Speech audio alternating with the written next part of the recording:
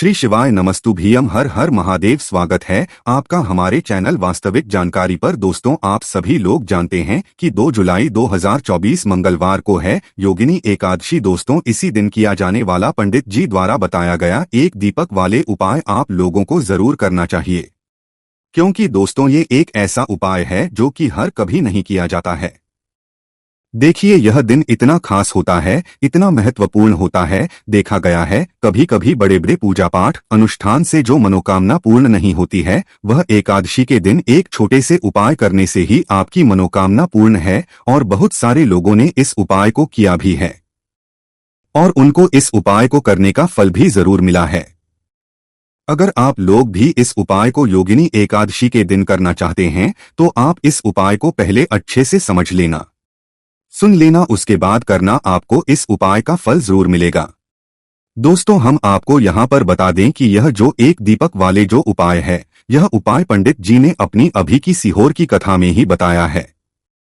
और इस उपाय करने से आपके घर में चाहे किसी भी प्रकार की दुख और समस्या क्यों ना चल रही हो, आपको उसका कारण भी नहीं पता है कि यह समस्या किस कारण से चल रही है। उसका कुछ भी कारण हो सकता है, जैसे पितृ दोष हो सकता है या किसी भी तरह का मंगल दोष भी हो सकता है, और भी बहुत तरह के दोष होते हैं, कुछ भी हो सकता है। पर आपको इस उपाय को करने के लिए अपने दोष को पता लगाने की भी जरूरत नहीं है।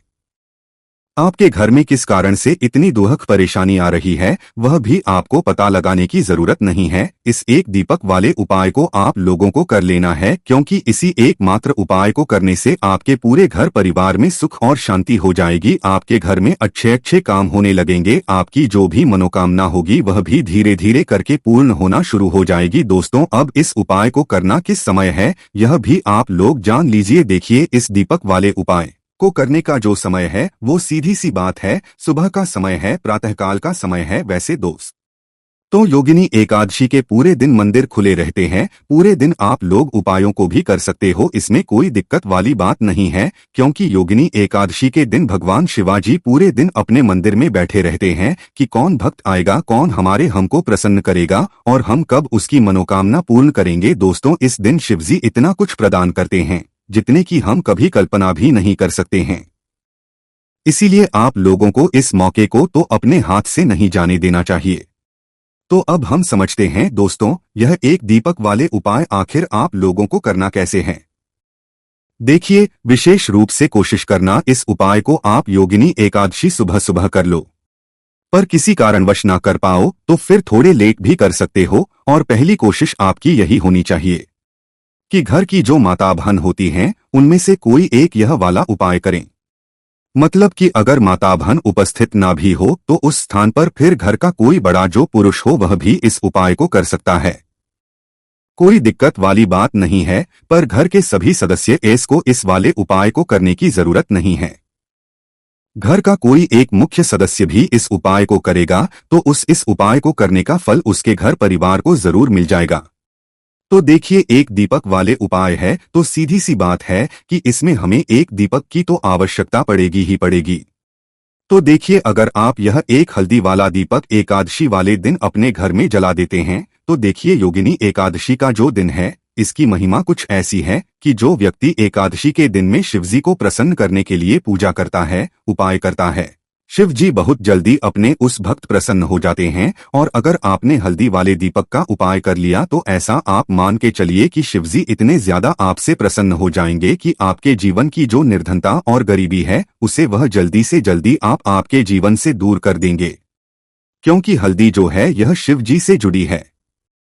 हल्दी आपके जीवन में बहुत सारी जो आर्थिक तरह की समस्याएं होती हैं, जो आपके घर में पैसा नहीं आता है, पैसा रुकता नहीं है, पैसा बहुत ज्यादा अगर आपका होता है, धन की बर्बादी अगर आपके घर में हो रही है, तब भी आपको विशेषकर यह हल्दी वाले एक दीपक का उपाय एकादशी वाले दिन जरूर करना चाहिए। देखिए, इसी के साथ आपको बता दें, इस बार योगिनी एकादशी पर बहुत ही दुर्लभ संयोग का निर्माण हो रहा है।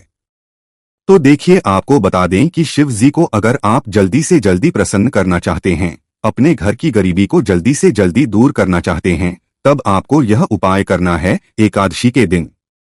तो उपाय को करने के लिए आपको कौन कौन सी चीज लेनी है और किस समय उपाय करना है। तो देखिए, उपाय को करने के लिए आपको यहाँ पर लेना है एक चुटकी काला तिल। ठीक बहुत ही जरा सा एक चुटकी काला तिल लेना है और एक ही चुटकी आपको लेनी है पीसी हुई हल्दी। अब आपको क्या करना है, आपने नहाने वाले जल में एक चुटकी हल्दी डालनी है और एक चुटकी काला तिल डालना है और आपको जल से स्नान करना है। तो देखिए, जब भी आप अपने जल में हल्दी डालकर, विशेषकर अगर एकादशी के दिन आप अपने जल में हल्दी डालकर स्नान करते हैं, तो इससे होता क्या है, आपके जीवन में आपका जो भाग्य आपका साथ नहीं दे रहा होता है, आपके पास जो पैसे आने के रास्ते बंद होते जा रहे हैं, जो आपके जीवन में निर्धनता बढ़ रही है, गरीबी बढ़ रही है, जो आप अपने जीवन में बार बार असफल हो रहे हैं ना, इन सारी से आप देखेंगे कि आप बाहर निकल कर आ जाएंगे। आपके घर में, आपके जीवन में पैसा आना शुरू हो जाता है, पैसा रुकना शुरू हो जाता है, क्योंकि यहाँ पर आपकी कुंडली में गुरु की स्थिति बहुत मजबूत हो जाती है, जिसके बाद आप जिस काम को करते हैं उसमें आपको लाभ ही लाभ मिलता है। तो यह पहला उपाय है, एकादशी के दिन इस उपाय को आप जरूर करें। अब बात करेंगे दूसरे उपाय की। देखिए, जो दूसरा उपाय आपको बताने जा रहे हैं, इस उपाय को अगर आप एकादशी के दिन करते हैं तो आपकी सारी अधूरी मनोकामना को शिवाजी पूरा कर देते हैं। तो ये उपाय भी आप विशेष कर करें। अगर कोई भी ऐसी विश है, कोई भी ऐसी इच्छा है आपकी जो अभी तक अधूरी है, पूरी नहीं हो रही है, तो आपको शिवाजी को प्रसन्न करना है। ये दूसरा वाला उपाय एकादशी के दिन करके, तो देखिए यहाँ पर उपाय को करने के लिए आपको लेना है तुलसी की लकड़ी। देखिए, बहुत सारे लोगों के घर में का पौधा सूख जाता है और तुलसी की जो टहनियां होती हैं है ना, तुलसी की ठनी को आपको छोटा छोटा कर लेना है, ठीक है ना। छोटे छोटे पार्ट में आप उसको तोड़ लें, डिवाइड कर लें और फिर आपको क्या करना है, एक लाल कपड़े के अंदर इन टहनियों को रखना है। कितनी लेनी है, आप 2 ले सकते हैं, 5 ले सकते हैं, 11 ले सकते हैं। अगर 11 की संख्या हो तो बहुत उत्तम है। अब आपको क्या करना है, लाल कपड़े के अंदर रखना है और इसकी छोटी सी पोटली आपको बना लेनी है। अब सबसे पहले आप करना है, इस पोटली को शिवजी के चरणों में स्पर्श करना है, उनके चरणों से स्पर्श करना है। इसके बाद आपको यह पोटली अपने घर में या तो अपने घर के मुख्य दरवाजे पर आपको इसको टांगना है, अंदर की तरफ टांगे, बाहर की तरफ नहीं, ठीक है ना। या फिर इसे आप अपने घर के मंदिर में एक तरफ रख देंगे। देखिए, जब भी आप तुलसी की टहनी जो होती है उन्हें अपने घर में कहीं पर भी रखते हैं और शिवजी से प्रार्थना करते हैं कि मेरी यह विश है, मेरी यह मनोकामना है, बहुत लंबे समय से अधूरी है, मेरे जीवन में निर्धनता है, गरीबी है, मेरे घर में सुख समृद्धि नहीं है, मेरे घर में क्लेश है। तो जिस प्रकार की भी आपकी समस्या होती है, जो भी आपकी मनोकामना होती है, उसे शिवजी पूरा कर देते हैं और आपकी जीवन की निर्धनता और गरीबी तो कोसों आपके जीवन से दूर हो जाती है। जब भी आप तुलसी की लकड़ी का यह छोटा सा उपाय कर लेते हैं, एकादशी के दिन एक चीज को बिल्कुल ध्यान रखनी है कि तुलसी का पौधा अगर आपके घर में सूख गया है, तब आपको एकादशी के दिन उसकी लकड़ियों को नहीं निकालना है, क्योंकि एकादशी के दिन तो तुलसी की पत्तियों को भी नहीं तोड़ा जाता है। यह चीज विशेषकर आपको ध्यान रखनी है। तो पहले से ही आप तुलसी के पौधे की अगर आपके पास टहनियां हैं तभी ये उपाय आप करें। दूसरी चीज की, जिनके घर में तुलसी का पौधा हरा भरा है, बहुत सारे लोगों के सूख गए झाड़ू में, लेकिन बहुत सारे लोग बहुत अच्छे से रखते हैं और किसी किसी के घर में तुलसी का पौधा सूखता नहीं है। तो उन्हें क्या करना है, उन्हें तुलसी के 2 पत्ते लेने हैं, तुलसी के 2 पत्ते लेने हैं और आपको जब भी आप शिवजी को भोग लगाते हैं, वैसे आप लगाते ही हैं हर बार अपने घर में तुलसी के पौध पत्तों के साथ, लेकिन एकादशी के दिन विशेषकर आपको तुलसी के 2 पत्ते शिवजी को उनके भोग में अर्पित करने हैं। जो भी आप उन्हें भोग लगाते हैं, जिस चीज का भी, उसके साथ आपको तुलसी के 2 पत्ते जरूर शिवजी को अर्पित करने हैं। एक चीज ध्यान रहे, भूलकर भी आपको इस दिन चावल खाने नहीं है और चावल का भोग भूलकर भी आपको किसी भी देवी देवता को नहीं लगाना है, ठीक, क्योंकि चावल खाना इस दिन महापाप होता है। ऐसा बिल्कुल भी ना करें, भूलकर भी आपको यह चीज नहीं करनी है। तो देखिए, जब भी आप तुलसी के 2 पत्ते शिवजी को अर्पित करते हैं, उनके भोग में उन्हें देते हैं, तो होता है कि शिव जी आपसे बहुत ज्यादा प्रसन्न हो जाते हैं और आपके जीवन के चाहे जिस तरह के भी दुख हो, फिर आप अपने जीवन के वो दुख अगर शिव जी से कहते भी नहीं हैं, ना आपके बिना कहे ही आपके जीवन के सारे दुखों को वो दूर कर देते हैं। चलिए अब बात कर लेते हैं एक चुटकी हल्दी डालकर दीपक आपको कहां पर लगाना है, उपाय को कैसे करना है और कैसे यह एक चुटकी हल्दी वाला दीपक आपके जीवन की निर्धनता को तो देगा मां लक्ष्मी की ऐसी कृपा आपके ऊपर बरसेगी कि आने वाली 7 पीढ़ियों को भी ना धन की कमी नहीं होगी। इतना ज्यादा शिव जी आपसे प्रसन्न हो जाते हैं। इस एक उपाय को करके देखिए। पहली चीज आपको बता दें कि हल्दी जो है यह आपके जीवन में बहुत सारी अच्छी अच्छी चीजों को लेकर आती है, जैसे कि पैसे को बढ़ाने का काम करती है और आपके घर में धन आने के स्रोत अगर बंद हो गए हैं, धन आने का अगर आपके घर में बंद होता जा रहा है, उसे खोल देती है। क्योंकि आपके घर की नेगेटिव एनर्जी है, नकारात्मक ऊर्जा है, बुरी शक्तियां हैं, इन सारी चीजों को हल्दी दूर कर देती है। क्योंकि जहां पर हल्दी होती है वहां पर ये सारी चीजें रहती ही नहीं है। तीसरी चीज, हल्दी शिवजी से जुड़ी है तो शिवजी आपसे तुरंत प्रसन्न हो जाते हैं। जब भी आप हल्दी का कोई उपाय करते हैं तो आपको पीसी हुई एक चुटकी हल्दी लेनी है और ये की पीसी हुई हल्दी आपको दीपक के अंदर डालनी है। शुद्ध देसी घी का दीपक आप तैयार करेंगे, गोल बाती लगाएंगे और फिर उसके अंदर एक चुटकी हल्दी आपको डालना है। अब देखिए ये हल्दी वाला दीपक आपको लगाना कहां पर है। ये दीपक अगर आपके घर में तुलसी जी का पौधा हरा भरा है और तुलसी का पौधा है तब तो आप तुलसी जी के पौधे के पास लगाएंगे।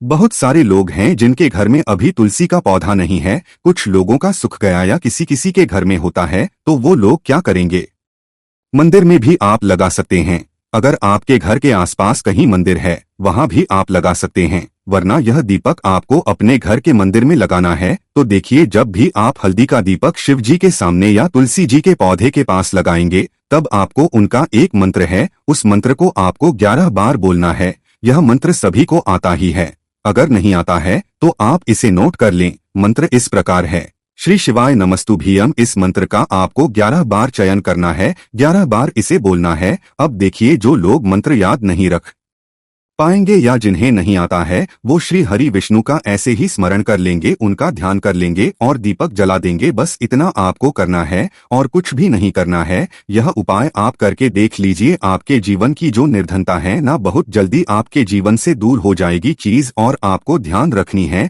कि जब भी आप दीपक तुलसी जी के पौधे के पास लगाएंगे आपको जमीन पर दीपक नहीं रखना है, थोड़ी सी फूल की पंखुड़ियां रख लें या फिर कोई प्लेट रख लें, ठीक है ना। चावल आपको नहीं रखना है एकादशी के दिन, क्योंकि वैसे तो आप चावल रख सकते हैं लेकिन एकादशी के दिन आपको चावल दीपक के नीचे नहीं रखना है। तो इस तरह से जब आप उपाय करते हैं, पूजा पाठ करते हैं, पूरी सच्ची श्रद्धा के साथ करते हैं, श्री हरि विष्णु के ऊपर विश्वास रख करते हैं, तो कि जितनी भी मनोकामनाएं होती हैं ना, जितनी भी निर्धनता होती है, उसे श्री हरि विष्णु दूर कर देते हैं और हमेशा आपके जीवन में आपके घर में माँ लक्ष्मी वास करती है।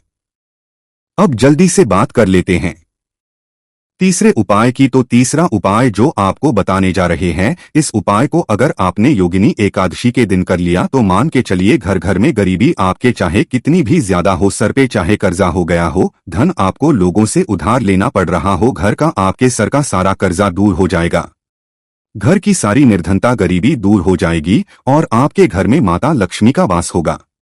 स्थायी रूप से, स्थायी रूप का मतलब है माता लक्ष्मी कभी भी फिर आपके घर को छोड़कर नहीं जाएंगी। तो बहुत ही सरल उपाय है। आपको करना क्या है, आपको योगिनी एकादशी के दिन ठीक क्या करना है, आपको खीर बनानी है।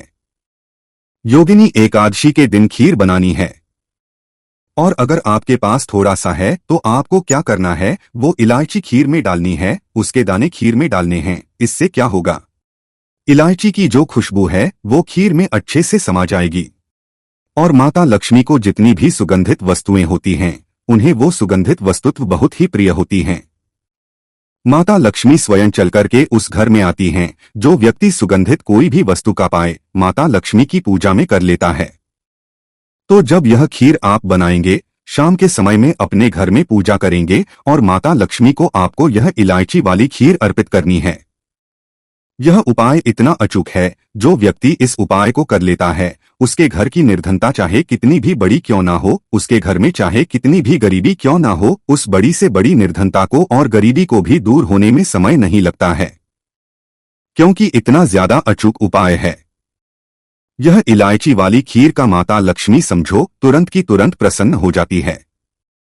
जो व्यक्ति योगिनी एकादशी के दिन इलायची वाली खीर लक्ष्मी को अर्पित कर देता है, तो अगर आपकी भी कोई ऐसी विश है, मनोकामना है, धन से जुड़ी समस्याएं हैं, तो आप योगिनी एकादशी के दिन अपने घर के मंदिर में माता लक्ष्मी को खीर का भोग जरूर लगाएं। तो आज की वीडियो में बस इतना ही, बहुत अच्छे से उपाय आपको समझाने का बताने का प्रयास किया है।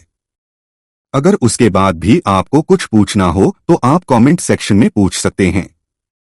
कमेंट सेक्शन में आपको लिखना है पूरी सच्ची के साथ जय माता लक्ष्मी। तो देखिए, जब आप जय माता लक्ष्मी लिखेंगे ना, तो आपकी जो दिल की आवाज है, जो आपकी प्रार्थना है, वो मां लक्ष्मी तक जरूर पहुंचेगी। लिखकर देख लें, क्या पता माता लक्ष्मी आपकी एक पुकार को इस तरह से सुन ले कि आपके घर में वो आ जाएं और कभी भी आपके घर में फिर निर्धनता ना रहे। तो चलिए अब जल्दी से बात कर लेते हैं, अपने लास्ट उपाय की कौन सा है। वह लास्ट उपाय जो आपको पूर्णिमा के दिन जरूर ही करना चाहिए। देखिए, दिन पूर्णिमा के दिन स्नान और दान का बहुत ही ज्यादा महत्व होता है, तो आप अपनी आवश्यकता अनुसार इस दिन दान जरूर करें, क्योंकि माघ की जो पूर्णिमा होती है, इस दिन आप कुछ भी दान करते हैं उसका कई गुना लाभ आपको प्राप्त होता है। इस दिन किया गया जो दान होता है, यह सारे दानों में सबसे बड़ा दान और सबसे उत्तम दान माना जाता है। अब दान में आप अपनी आवश्यकता अनुसार कुछ भी दान कर सकते हैं, अनाज का दान कर सकते, दालों का दान कर सकते हैं, और भी बहुत सारी चीजें होती हैं जो आप इस दिन अपनी आवश्यकता अनुसार दान कर सकते हैं। साथ ही साथ आपको ध्यान रहे कि आपको पूर्णिमा के दिन वैसे तो कभी भी ऐसा नहीं करना चाहिए। पूर्णिमा के दिन भी आपको कभी किसी व्यक्ति के ऊपर चिल्लाना नहीं चाहिए, गुस्सा नहीं करना चाहिए, और इस दिन आपको बिल्कुल शांत रहना चाहिए। जितना हो सके महादेव का नाम स्मरण करें। हर हर महादेव बोलते रहा, आपके जीवन में कभी और कष्ट महादेव आने ही नहीं देंगे। तो हमेशा की तरह आपको हमारी वीडियो को लाइक करना है, चैनल को सब्सक्राइब करना है, जो लोग चैनल पर पहली बार आए हैं। बाकी दोस्तों, अगर इस उपाय को करने में आपको कोई भी दिक्कत, समस्या, परेशानी आती है तो उसे आप हमसे कमेंट करके पूछ सकते हैं। श्री शिवाय नमस्तुभ्यम। हर हर महादेव।